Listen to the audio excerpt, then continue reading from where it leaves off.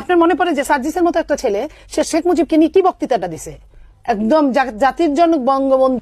আমার বঙ্গবন্ধু আমাকে শেখায় ন্যায্যতা, ধর্মনিরপেক্ষতা, আপোষহীনতা আর সাহসিকতা। তিনি বলেছিলেন, যদি কেউ ন্যায্য কথা বলে আর সংখ্যায় যদি সে একজন হয়, আমরা তার কথা মেনে নেব। ওরা ভেবেছিল তোমাকে হত্যা করলেই হয়ে যাবে সব শেষ। ভাবেনি ওরা বঙ্গবন্ধু মানেই বাংলাদেশ। হ্যাঁ, আমার বঙ্গবন্ধু মানে বাংলাদেশ। ছাত্রলীগের বিচার হলে এদের কেন বিচার হবে না? আসসালামু আলাইকুম প্রিয় দর্শক, আপনাদের সামনে খুবই একটি গুরুত্বপূর্ণ ভিডিও এক্সপ্লেন করব। সকল দর্শক অনুরোধ থাকবে ভিডিওটি লাইক শেয়ার দিতে বলবেন না।